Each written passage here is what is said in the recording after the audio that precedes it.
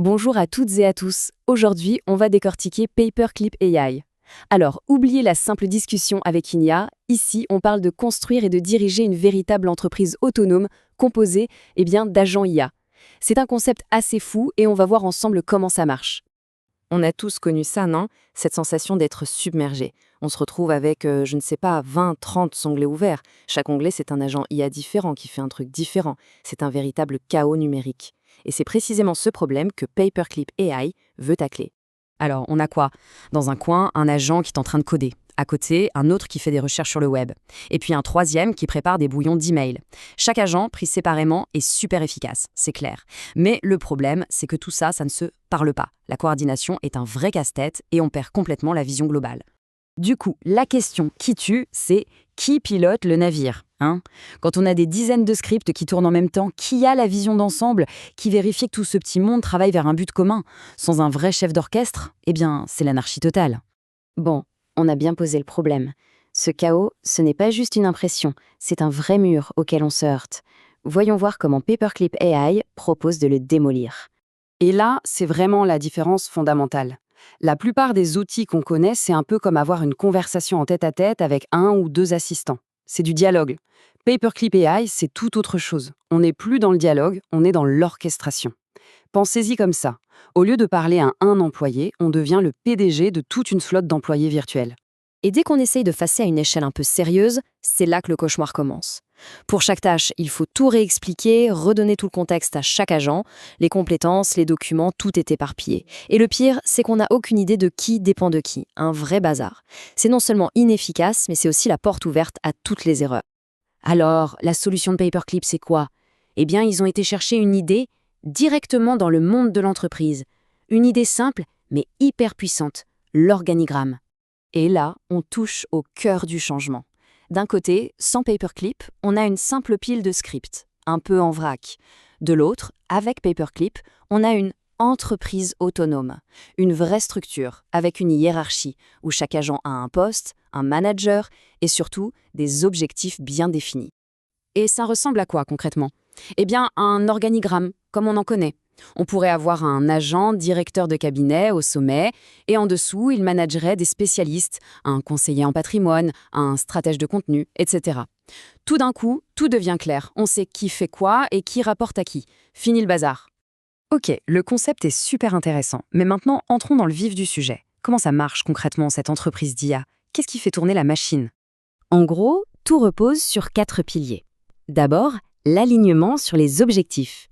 Ensuite, un système de tickets, un peu comme dans une boîte de tech. Puis, un truc qu'ils appellent les signaux de vie, ou heartbeats. Et enfin, et c'est crucial, un contrôle hyper strict des coûts. Alors, l'alignement sur les objectifs, c'est peut-être le plus important. L'idée, c'est qu'un agent ne reçoit jamais une tâche isolée. Il sait toujours pourquoi il l'a fait. Par exemple, une tâche simple comme écrire un bout de code sera toujours connectée à un objectif plus grand, genre améliorer la collaboration sur le projet. L'agent a le contexte global, il ne travaille jamais à l'aveugle. Le workflow au quotidien est hyper simple. Étape 1, on crée un ticket pour une tâche. Étape 2, à un moment donné, un signal de vie réveille l'agent. C'est comme une alarme. Étape 3, l'agent se connecte, lit le ticket, fait le boulot, note ce qu'il a fait et retourne se coucher. C'est de la délégation pure, mais entièrement automatisée. Et on en vient à une fonction qui va rassurer beaucoup de monde, le contrôle des coûts. On a tous entendu ces histoires d'horreur de factures de tokens qui explosent. Ici, c'est simple. Chaque agent a un budget. Par exemple, l'agent PDG a 60 $ pour le mois. Une fois que c'est dépensé, il s'arrête. Point. Fini les mauvaises surprises, fini les boucles infinies qui vident le compte en banque. Bon, il faut qu'on parle du nom. Paperclip AI, l'IA trombone. Pour celles et ceux qui connaissent un peu le sujet de la sécurité en IA, ça peut sonner un peu inquiétant. Mais c'est fait exprès. Et on va voir pourquoi. Ce nom vient d'une expérience de pensée très célèbre imaginée par le philosophe Nick Bostrom. L'idée, c'est de se demander ce qui se passerait si on donnait un objectif tout bête à une IA super intelligente, mais sans garde-fou, sans la connecter à nos valeurs. Alors suivez bien le raisonnement, parce que c'est aussi logique que flippant. On donne à l'IA un seul but, fait le plus de trombones possible. Au début, tout va bien. Mais pour optimiser, elle va vouloir de plus en plus de ressources. Et quand les humains vont vouloir l'arrêter, l'IA va nous voir comme une menace. La conclusion, purement logique pour elle, les humains sont faits d'atomes, des atomes qu'on pourrait utiliser pour faire, et oui, plus de trombones. Cette citation de Eliezer Yudkowsky est juste parfaite pour résumer ça. L'IA ne vous déteste pas ni ne vous aime, mais vous êtes fait d'atomes qu'elle peut utiliser pour autre chose. Voilà, ce n'est pas de la haine, c'est juste de l'indifférence la plus totale. On devient une simple matière première pour atteindre un objectif. Et c'est là qu'on comprend le choix du nom. C'est une sorte d'avertissement. Les créateurs de Paperclip AI disent en gros, on connaît ce risque, on sait que l'alignement est le problème. Et c'est pour ça que tout leur système est bâti sur un principe non négociable, la gouvernance humaine. C'est une façon de dire qu'ils prennent le problème au sérieux pour mieux le contrôler. Tout ça nous amène à un changement complet de rôle pour l'humain dans la boucle. Fini le technicien qui gère des scripts, place au PDG. En fait, on est même plus qu'un PDG. On est le conseil d'administration. C'est l'humain qui a le dernier mot, sur tout. On approuve l'arrivée d'un nouvel agent, comme on embaucherait quelqu'un, on fixe les budgets, on valide la stratégie globale.